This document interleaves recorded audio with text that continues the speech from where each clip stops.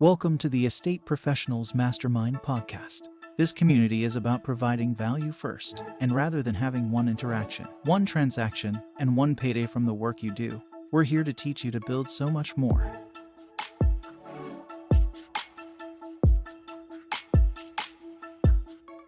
Hey, welcome to Probate Mastery. I'm Bill Gross, and I am the regular host of this call we do every Tuesday. And we get together every week and talk about how to implement the systems that Chad Corbett and Probate Mastery teach us into our business, whether you're an investor or wholesaler, or you are a real estate agent, which I happen to be a real estate broker practicing in Los Angeles, California. I do a little bit of investing, but my primary focus is listing and selling. But we have people who are primarily investors as well in the group.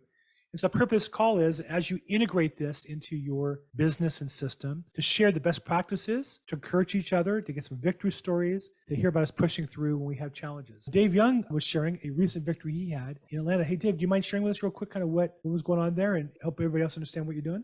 Yeah, basically, it comes from like a probate lead from Georgia. I pulled from the West County, the Cobb County courthouse, and I reached out to them, been following up with them ever since like March. I keep following with March, and I reached back out to them the next month. So I ended up getting them on the phone, and they started having issue with the sibling because there were 5 siblings that wasn't, involved with the property. So basically, the siblings weren't speaking with each other. So I had to be like the mediator to get everything under control because they weren't talking with each other. I'm not going to the house. We might get in a fight. It was a whole big mess. So I got the property under contract for what I think $235. And then I ended up going back and getting a reduction for $220 because of all the time they had me going back and forth. Like one of the heirs was in the property, he wouldn't let me in. Sometimes we'll go there and do the inspection, can't get in the house. I said, okay, man, like what you need to do to be out at closing. We'll give you cash for keys. So I offered him $5,000 cash for keys. The reason why I gave him $5,000 cash for keys because the purchase price was at $235. So I went back to the seller and got a price reduction for $220. So I deducted the cash for keys to $5,000 out of the $220. So I still walk away with a $17,000 assignment fee. And you solved his problem because he had the problem. You had the problem to get paid. He had the problem to sell the property. So you helped him solve the problem. But what happened was I ended up getting my $5,000 cash for keys back because we signed a vacant at closing contract for him to be out the property on October the 28th at closing. Mm-hmm. So he went out the property at October the 28th. So he signed a contract with me. So that if he went out the property at October the 28th, that I would get reverse my, I would get my $5,000 cash for keys back off the sale of the property from his proceeds. How about that? Nice. So I ended up getting my $5,000 back because he went out at closing. So the buyer who ended up buying the property, he said, "Well, just leave me now. We'll deal with it. As long as you brought us the deal, your job is over. So we'll deal with the rest. So we'll give him a little bit more time to get out. But for the cash for keys, he had to get that back because he went out the property, like he's supposed to be. So we ended up closing on the property today. So it was like a $22,000 assignment fee. So $22,000 assignment fee. And yeah. How long have you been working on this lead? Ever since March 2022. Okay, so March, about 8 months total. About 8 months. How many times do you think you talked to somebody before they signed a contract with you? About 12 or 13 times, about 12 or 13 touches. 12 or 13 touches, that means mail and phone calls or text? Phone calls, all phone 12 calls. Phone calls. So 12 phone calls to get $22,000 sounds to me like about $200 a phone call. No, more than that, $2,000 a phone call. About what? Yeah. Let me get my calculator. Yeah, 2,000 times 12 is 24,000. So maybe about $2,000. $1,800 a phone call. $1,800 a phone call. Yeah. So if you had to make 2 more phone calls for free, it wouldn't be so bad, right? Right. I can make 2 more if you wanted me to make 2 more calls. It was going to, be $2,000 every time I talk to them. But yeah, we ended up finally getting it done. It was a lot. Like I said, the sibling, they were going back and forth. It was a whole big mess, man. So I talked with the executive. He said he sure appreciate, for helping them out because if it weren't for me, they would have never got that property. So, and that's the thing is people say, wow, you made so much money. I don't know if you made all that much money on the deal. You made what you made, but nobody would have paid you that unless it was worth it. And right. You were solving their problem. And we have to remember in this business, we get paid the compensation we receive is reflection of the value we create for our customers. Right. Whether it be selling the property, buying the property, the seller, or whoever. And so we solve the problem. So now are you a full-time wholesaler, investor, realtor? Yeah, I'm a wholesaler here in Atlanta. My wife, she's a real estate agent. You got it coming and going. So right. And this is what you do full-time? Full-time. How long have you been doing investing, wholesaling? 3 years. 3 years. How many Yeah, I probates you was closed? probably about 12 this year, 12 or 13. This is my biggest year ever. So once I joined that probate class, 12 or it, 13 this year. yeah, Now they 12. all get $20,000 though, do they? My average wholesale fee this year been, I think, like 17.6, I think. Yeah, 17.6, yeah. So this has been pretty good for you. Yeah. So it have, yeah. The lowest assignment fee I got is like 9,900, 400. Yeah, 9,900. Yeah, that's the lowest one. I had one for like 43,000, 25,000. This one 22,000, 18,000. It sounds like you did the work, you got paid, and I think that, and you're doing great. And every time you close a deal, there's at least 2 different audiences that you can appeal to. Number one is the customer. So your testimonial would be the seller who signed the contract with you would be, wow, I met Dave, and I had this property, I know what to do with it, I had a tenant in it, and lo and behold, he got a buyer put together, and he stepped out, and we closed without him, and I appreciate him. That's one testimonial you can use for prospective other sellers or cash sellers. The other thing you can do is this testimonial of your success would be a great testament for you to get other wholesalers, investors to bird dog for and bring you properties.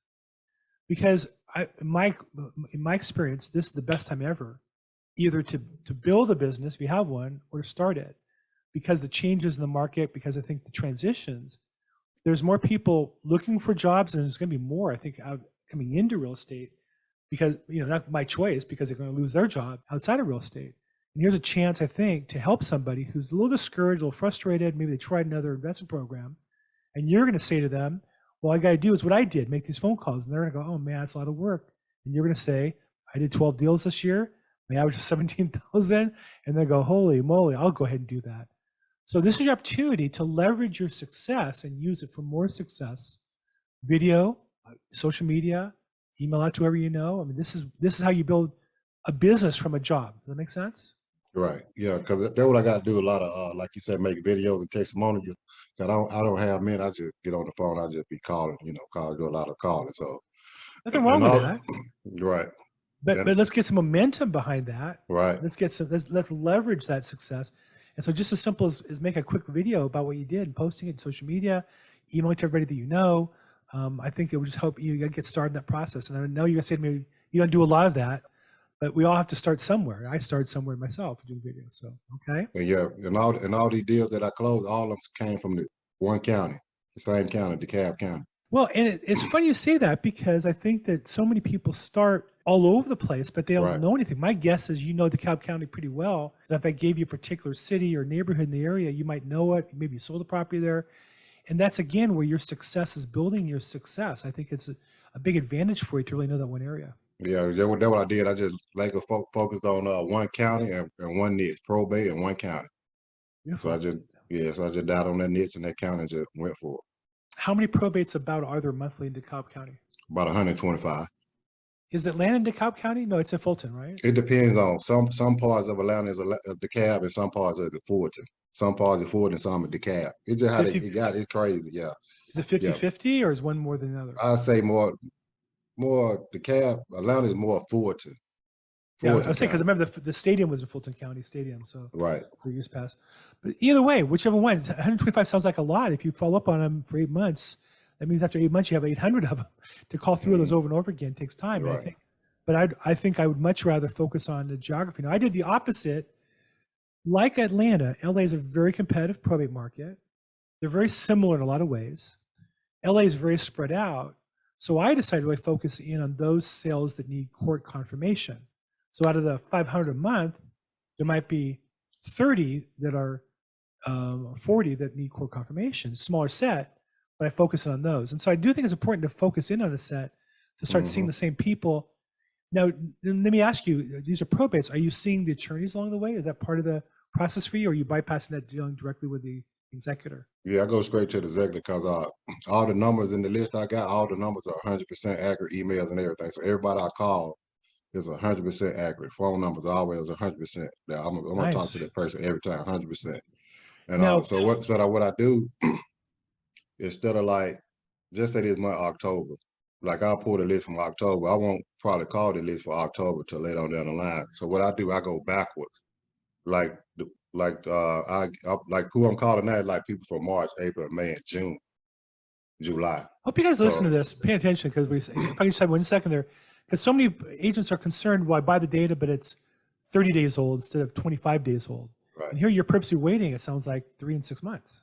right. So I don't call as soon as I pull them. I let them grieve a little bit, let all everybody else mud the water, whatever. Then I come back and hit them.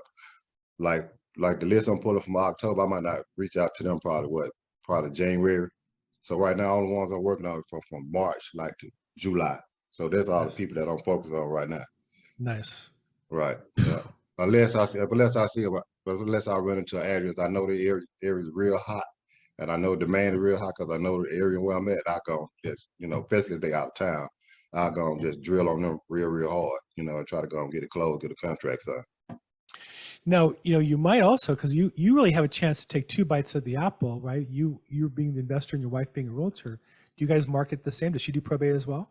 Yeah, so no, she don't. She just do agents. So what I do is like I got buyers that I have, so I get them first crack at the leads that I get, Sure. cause I got buyers that if you bring me the deal, I'll let your wife list the house after we do the rehab. So I got some buyers that when I send the list, they get it closed. They let my wife get the listing after they get done with the rehab. Man, does your wife take care of you? Hope she does. That's pretty good. She just left. She gone now. She got a pocket. So her purse is full. She just left out the door right before I got on the call. Okay, So why should she takes care of you? That you know, sounds like you got it going pretty good over there. But the other thing I'd say is you might consider when you close these deals, having her contact, if she's looking to do any marketing, call the attorneys of these deals you're buying cash deals from and say, hey, just FYI, your client, Mr. Jones, we just closed his deal. He was a cash seller. We put together in 25 days and he's got his money and he's moved on and happy with it. And if you get these kinds of deals and you need a cash offer right away, reach out to me directly, or if you get listed, I can help you with that. So to me, you can kind of get them coming and going if you guys work together. I call that 2 bites of the apple. right. So, well, good. Well, Dave, thanks for sharing that with us today. I really appreciate it. All right, no problem. So, hey, this call is meant to be interactive. Anybody have questions for Dave before I let him go? I'm paying him a lot of money for this interview, by the way. His hourly rate, he's very expensive. So if you want to ask him a question, put it in the chat box or raise your hand in the Zoom call. So real quick, Bill, what was his lead source that was 100% accurate, Dave? Thanks. To the courthouse, I go straight to the courthouse and pull them offline in the computer. I go to I pull them off straight from the courthouse website inside the courthouse. Do companies sell the data with a filing on it, the case numbers and names, petitioners and such? No, I haven't checked, but I have thought about it. Since I got all the lists for that particular county, I'm gonna start working on some other counties. I'm thinking about trying to push out, if someone want to buy the list from me, I had the list already in the spreadsheet, phone number, email, and all that already ready to go. So that's a great idea because you did the footwork, just monetize it on both sides. Great. Right. Great. Yeah. And at the same time, you might also consider testing a data source or two and comparing what they give you to what you get. That's what I do. I actually subscribe to services. I do a lot of data harvesting on my own as well to supplement it. So because there's certain things I want that they don't sell that I get on my own. But way to go. That's fantastic. Winston's got his hand up. Is that for Dave or something else? Yeah, actually, I had to step away for a while, so I missed most of what he said. But if he could just kind of re-summarize, I heard something about he's not calling on the new list. He's getting those, I guess, seasoned and let other guys kind of burn through those until they give up. And he's going back 6 months. If he could kind of expand on that, just for a minute, I'd really love it. Yeah, basically, it's just like I was telling Bill, just say this month, October. I'm not going to call these lists right here in October because they good and fresh. I know from doing this for a while, they really just not ready for the sale at this point. So what I do, I go backwards. I go back so much, maybe March or April. And so when I got the numbers in my system, I click on Zillow. It'll let me know if it have been sold or not. So I go through if the ones have not been on market or not sold. So I go back and start calling them people from March until, like I said, to July. And then when October, when I get ready for the October list, which is this month, I won't start calling them until around maybe January, February. And then after that, I go back even farther because I'm gonna go online and see have they been sold even far as January of this year. So when I get caught up on my calls, I'm gonna go back even farther because there's still some hanging apples still left in there somewhere that still need problems because sometimes it might take a year or two before they're ready to sell. There's plenty more back there in your system that people throw away these leads because it's so far back and they try to focus on trying to get the people that's first start out back, but they're really not ready yet. So what you need to do, you need to go all the way back in the beginning of the month to start calling these people first before you start calling the one fresh, off the system that just filed probate this month. That helps me to know that, because I've got some old stuff that I was almost giving up on, but now I'm going to go back and work that. How is your calls being received when you're working with people that have been on the list for 6 months? Are they a little bit easier to, because people have kind of faded away that we're calling, or how's your success rate? Maybe, David, can you share with us, maybe role play, what a sample call would sound like if I was on your list and I had a probate that was 3, 4, 6 months filed already? What might that call sound like? Well, I'll call them like I'll just say, for instance, I'm calling, hey Ken, this is David. This is David. I was just reaching out to you about the property at such and such to see that you have any plans for that property. That's it. And then once they get to talking, then they might go into another system, another conversation. I goes off no script. I don't use a script at all. See, this is the thing I try to tell people when I coach them is not the script. Now, if you need one to make your phone calls, fine. There's a script on the website, probatemastery.com. It's not the script. It has a nice voice, but it's nothing magical about what he's doing. But he's calling people, and some want to sell their house, and he's on the phone with them at that time. And then, you follow that? Yeah. Then sometimes I'll say I'll reach out to him like, hey, did you receive my mail piece that I got that I sent you in the mail? Instead of, hey, do you want to sell your property? I'll give you a cash offer. That's dead. So I'll call, be like, did you receive my envelope in the mail? They'll be like, what envelope you seen? I'm not sure that I get it or not. Then I start the conversation from there. Because now they don't drop their guards. Now you can open the conversation up a little more. Instead of calling and say, I got cash offer for your house. Everybody telling them that. They're not going to give you the time of the day. Well, I know not here they're not. They're going to hang up on you real quick. Well, certainly, and like you say, the brand new filings are getting 30 phone calls like that. They're going to hang up. A few months later, and all of a sudden the value sinks in a little bit. There might be more. Some apparently are open to that phone call. So yeah, because most of them I don't close because a lot of people don't do follow up. They'll tell me like my phone. I was getting a lot of phone calls, but you like the only one still pretty much reaching out to me because everybody else I'm trying to move on to that newer fresh list, trying to beat everybody to the punch. Well, all of them crowding these people at one time for their fresh list, but you need to go back some months, call that list, then work your way back up forward. Dave likes those age leads. Right. Good. Very good. Thank you. Thank you. I appreciate that. Ain't no problem. Okay. So I see a question from Kim Carmichael. I don't know if you're on and want to unmute and jump in the conversation. So I had met with 2 attorneys a while back, and I gave one my first lead, like my first referral, and I was really excited. I thought it went really well, but the client just texted me today and said that they fired them because they were terrible. So I guess not really a question, more just a learning experience. How would you screen them better? Because my client said they were really nice, but they did a bad job as far as like.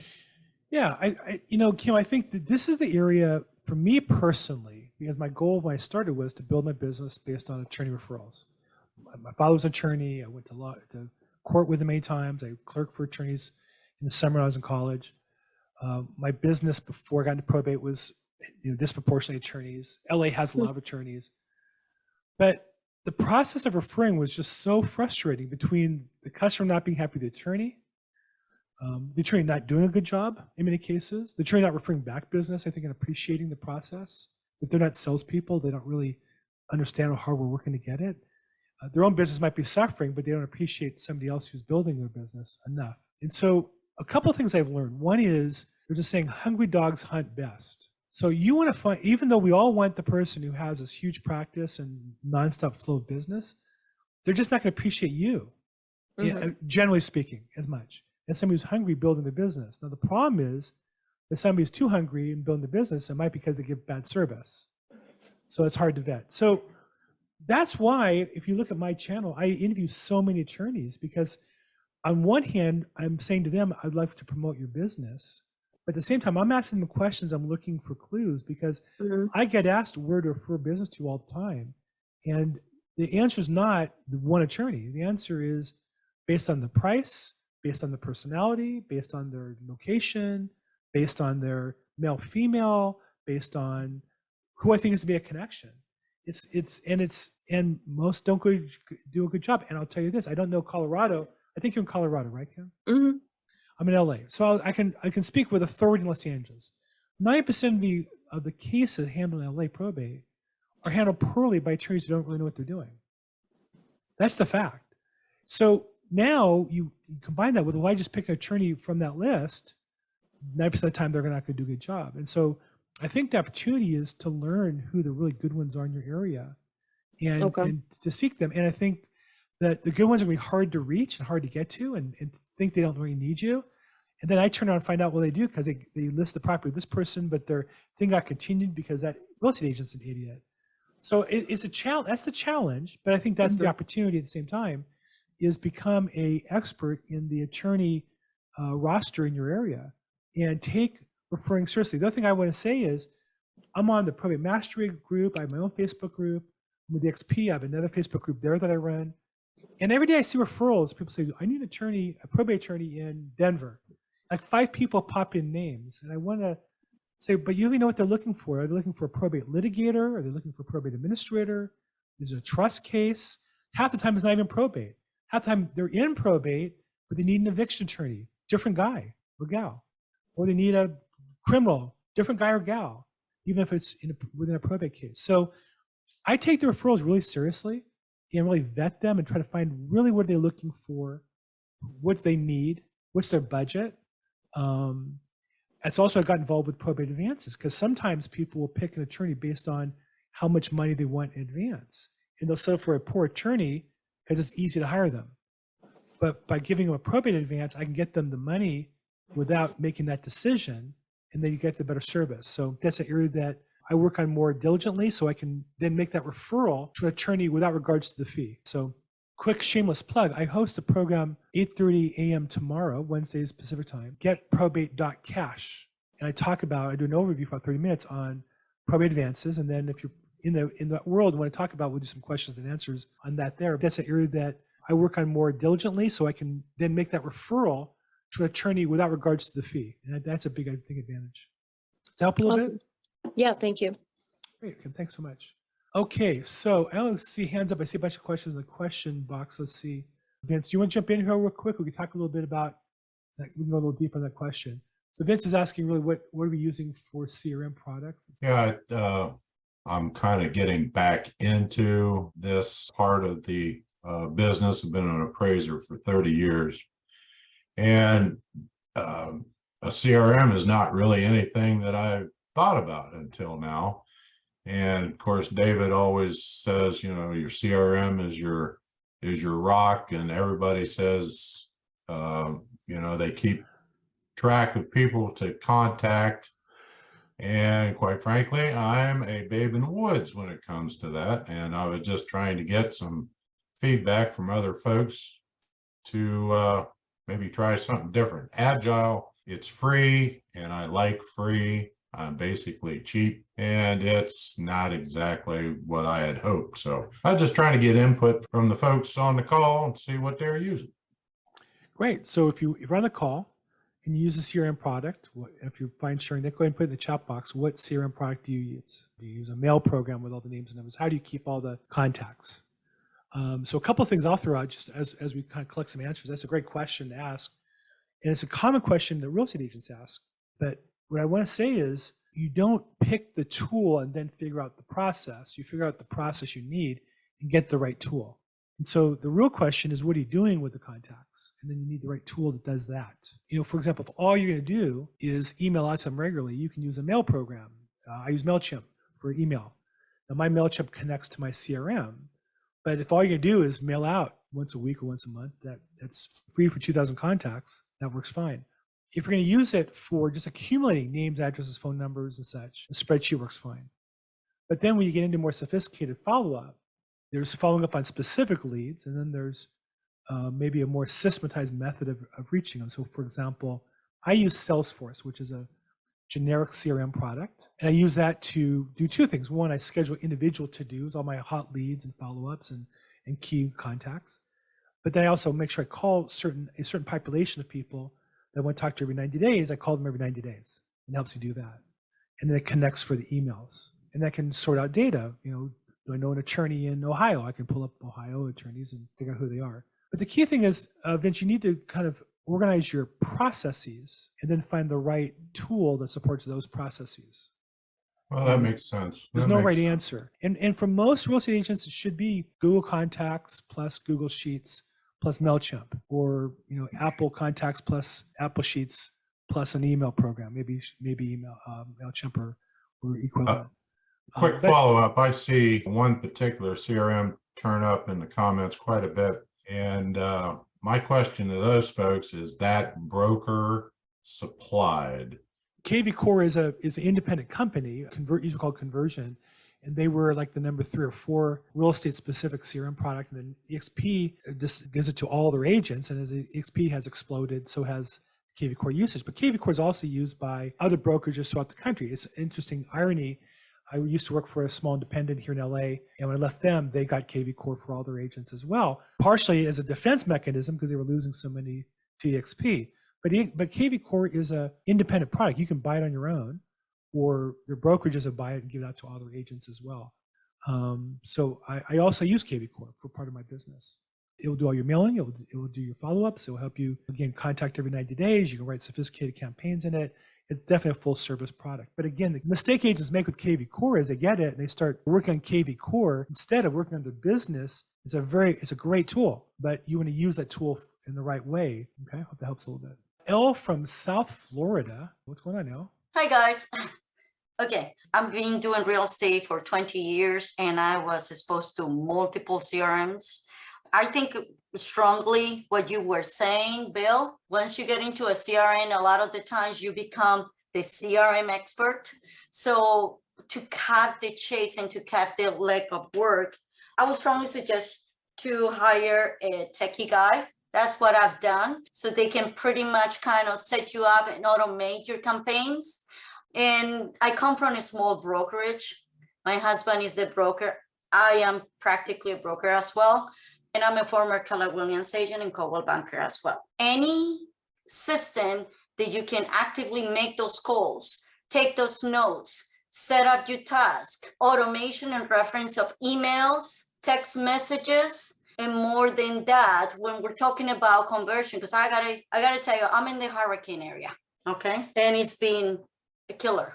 The demand is so high, but we know also that there's no much properties that can be sold immediately. In the real estate side, I'm talking in the probate.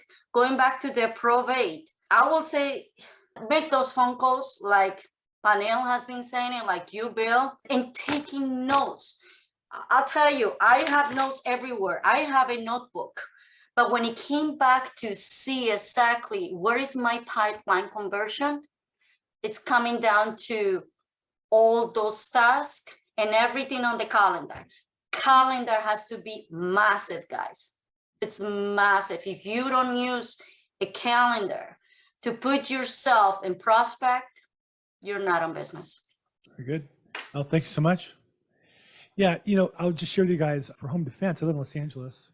I have a guns in the house. And, I'm 63, I'm 64. I have the best eyesight in the world. I'm not as quick as I used to be. But as a result, I have multiple magazines because I figure the more bullets I fire, I'm bound to hit where I'm shooting at if I have to. And that's just getting the lead on the target. When you go to the range, that's what the teacher said, just get the lead on the target. You'll figure it out, the order later. And I think the same's true with my business that, if I just spend all morning talking to attorneys, estates, or people referring me business, you got to talk to people. So whatever CRM, as Elsa, gets you to make the phone calls, get the texts out, get the emails out, that's great, but you got to interact with the people. At the end of the day, that's what the whole thing is designed to do, is to get you talking to people. All the mail in the world is designed to get people to call you or you call them so that you can talk to them and get a contract signed. It's not how many emails you send out, it's how many contracts you write or how many houses you sell. So thank you. I think it's right on. A lot of good input there. Follow-up Boss is another one. And KvCore, a lot of people love KvCore. Great. Podios, another option I know people do well with. REI Black Book. Okay, good. Wow, it's a lot of good answers here. Okay, good. And Brian says, I think this is true. You need some sort of weekly, monthly market update. Now, I will say, I do it myself. I write the content. What I would not recommend is buying a service that does the content post to social media. I create the content and then send it out through the tool because I think I want the customers to get connected to my voice, my way of doing things, my way of seeing things. And I just say, spend an hour a week. I actually have my calendar on Sundays. Literally, I have it on my calendar on 5 p.m. on Sunday. The truth is, I'm usually watching Sunday Night Football with my wife. At halftime, I'll come down, if I haven't done it already, and I'll read through real estate information and find an article that I like. And then I'll comment on it. And then nowadays, I'll actually video myself on it and send out that email. But you have to find things I think that you like to do it yourself. Otherwise, you're just not going to, you're going to send a message that you're not going to connect with, and that won't be real for you. Lynette has 2 virtual assistants. Okay, so we have some pretty sophisticated people on the call doing some sophisticated things, which is great. So I think we had 2 pretty good topics today. What else can we talk about to help you guys with today? Okay, does Brian have an update on your ventures with Estate Exec? Brian, if you're on the call and available, do you want to give us a quick update on how you're doing with Estate Exec? It still works, and I'm still using it to get in when I talk with attorneys. So Nice. I highly recommend everybody familiarize yourself with that tool because it is a differentiator in the market for us. Yeah, I think it's important to have something that you do that other people don't and have value, it has value, perceived value to the customer. So fantastic. Well, thanks. I didn't really expect an update. I didn't see on the agenda the Brian Wilson update, but somebody asked for it. So thanks for being available. Sorry, Bill. Carl, I see your hand up. Let's get you unmuted, and how can we help you? Okay, I just wanted to ask about going to the courthouse. In Chad's EARN course, he talks about going to the courthouse and asking the probate clerk. Is it the probate clerk that you would ask who their favorite attorneys are or who they like to work with? I mean, how do I know? I have an appointment on November 10th with some attorney partners, and just wanted to know. I have my little sheet out about how to interview them and things like that, but I'd also like to get like a second opinion. The reviews aren't the best, and that's I didn't see those till after I made the appointment with them. So I know it's not a done deal when you meet with them. It's like okay, no, we're going to do business. It doesn't need to be that way. But I just wanted to see what the best way, like go to court or go to the courthouse. So I talk to people there about who they like to work with there. Yes, and yes. But so a couple things. So you referred to the EARN course. So those of you who've taken Probate Mastery are eligible to take the next class, which is EARN Attorney Referrals Now. And full disclosure, I'm actually one of the teachers of one of the segments of the program. That's how I made my living, was going to court daily. You know, I do know that every court's different. I see you're in Sacramento. So I can only guess it's a pretty big county and there's a lot of probate business there. So I imagine the court used to be very active. I don't know the current status re-COVID. I know the courts tend to be the most locked down of any, other than hospitals or medical centers, the most locked down regarding COVID and keeping people out of the place and masks and all that kind of stuff. So I don't know how it is in Sacramento. I think you should go and find out. And in LA, when you walk in, the few clerks are there are with their head down behind bulletproof glass, and they're not going to give you the time of the day. You have to ask for the right form in the right place. They're just not very helpful. And yet in other counties, I know that the clerks are very helpful. And I've had people who've talked to this call me back and say, oh my gosh, I went in and I met this clerk and she was the greatest. And she introduced me. And then I went to court and the judge said hi to me and asked me why I was there and became my friend. That doesn't happen in LA. You're not going to talk to the judge. You're not approach the judge. There's an armed bailiff between you and the judge. So I think it depends. And I would say to you, Carla, just go and find out for yourself. Here's the thing I'll say to you. Very few agents go for the purpose of building a business at the courthouse. There are agents who've gone once because it's a property to sell. And nowadays they won't go because they can choose to go video, which I think is a mistake. So I would say go and see what's available, if they're friendly or not, and hang around a little bit, get there a little early. If the probate hearings start at 8:30, get there at 8 o'clock. You're already going to go there and park. Why not get an extra half hour and see who's there early? Plan staying a little later and just seeing who hangs out afterwards. So I would urge you to go and find out because every county is different. In general, I would say, large cities, you're not going to get as much personal attention. Small counties, you'll get. And I think Sacramento's about as large as mine. I'm actually about 40 minutes north of Sacramento, so I'm in Sutter County. So I think it'll be a whole different ballgame. Here. I'll bet they're totally different. I'll bet Sacramento's more like LA, and I'll bet Sutter County's like San Bernardino, where, it's just a different, different vibe. Yeah. And so, and frankly, I think either one's fine. I would pick the one that was convenient for me. Mhm. And if it's Sutter County, while it's much smaller, there's also less competition. And if you go to the Mhm. courthouse, you're going to meet, more likely than not, people there that you wouldn't meet at a larger courthouse. So I think that's a great opportunity for you. I would say go. And I'd say plan to go a couple times, because the first time you're going to get the lay of the Okay. land, you're going to find out the schedule. So I would, I know myself on the Probate Mastery class when I took it, Chad challenged us to go once. I went once. I saw, wow, there's a lot going on here. I committed to going daily for the rest of that week. So I'll go the rest of the month. And I went and took notes. And at the end of that month, I wrote my business plan out. It was just amazing what I learned just by being there, paying attention, and being willing That's to be what there I'd all like day to do. long. Okay? So Okay. Carla, here's your homework. Go and come back and give us a report, okay? Okay, sounds good. Thanks. As far as attorneys, as far as the reviews, again, most attorneys don't know what they're doing. That could be good for you if you can help them. That's the opportunity, right? If the I world's like best when that attorney. comment. Yeah. She said, practice your interview on the ones that aren't doing as well, and maybe I can help them. So, Well, everyone's practice, everyone's experience, but I wouldn't target the ones who aren't good. I would target the ones I can get appointments with. But I would say, don't let that dissuade you. I would say, go after them and see where you can be of assistance. okay. Thank Great. you. Thanks so much. Okay. So any other questions? We got about another 5 minutes or so.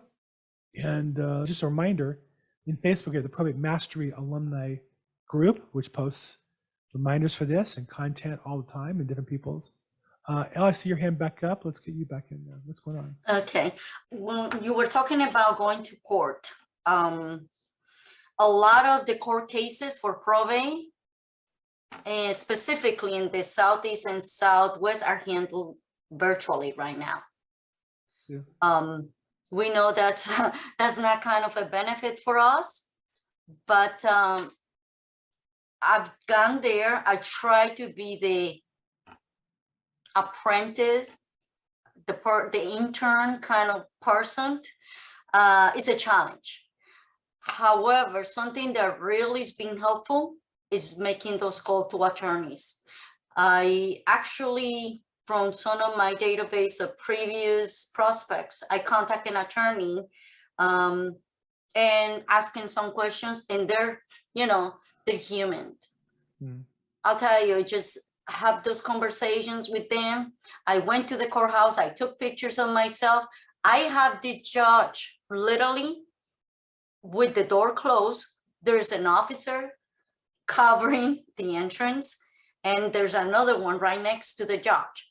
So maybe in LA is really different than the Southeast coast. Well, no, what I'd say is, I went to court every day before COVID. Now I go to court when I have the opportunity for a matter to serve my customers. So if we're buying a property at a court sale, I'll go in person, even though I can go via video. If I have a listing, it needs court confirmation, I'll go in person, even though I can't do video, because it's better service to my client. Also, though, oftentimes the attorney will show up on the matter. And while there's less people overall than there used to be, there's only me and maybe one attorney or two attorneys. And so I think you have to be judicious about your time. I wouldn't waste it, but I do think that when given the chance to go to court to see something particular, I would always urge you to go to learn, because the information and experience is worth a lot more than the time spent prospecting people. It's invaluable. I've seen so many court sales now that I can by judge tell you what some of the things they've done that people will say, well, you can't get the judge to prove that. No, I saw this judge do that. I saw that judge do that. So it's very valuable information to go in person and try to meet people when you can. I've also in LA, there's an exit, and it's behind kind of where one of the departments where the judge is. She walks her dog over there. And of course, now personally between you guys, I don't really like dogs. I just don't. I'm not a dog guy. But when the judge is there with the dog, oh, what a cute dog. What's his name? Of course, I had a chance to talk to the judge. So anyhow, definitely, I would say be opportunistic. And if you're learning, the information is more valuable than the prospects. So take those opportunities, okay? Elle, thanks so much. And yeah, I think that every county is different. Every single one is different, my experience. And let's see, Vince says, I'm taking applications to kick my butt to get me started and shake my perfectionism. Yeah, Vince, there's no CRM that will solve perfectionism or perfect touch system. It's going to be just make the phone calls and just talk to people. And I think if you count the people you talk to daily, talk to, not dial. If you just count the people you talk to and monitor that number, that will help you get into action talking to people more. Okay, we're coming up in the witching hour here, so I don't see any last burning questions. So I think we'll wrap it up here. I'm Bill Gross. We do this every Tuesday at noon Pacific time, 3 p.m. Eastern time, including South Florida, my former home, and hopefully home again sometime soon. But it's also recorded and put on the YouTube channel. It's also put on the website, probatemastery.com, which has, I think, the best certification for learning the basics of getting in this business, as well as getting a certification, Probate Mastery, becoming a certified probate expert. And there's other advanced programs. I know Chad and Kat are working hard at creating some more content as well. So look forward to seeing you guys there. We do this every Tuesday. Look forward to seeing you next week. If I can help, I'm Bill Gross. And give me a call if I can help you. Text, email, and have a great week. Thanks, everybody.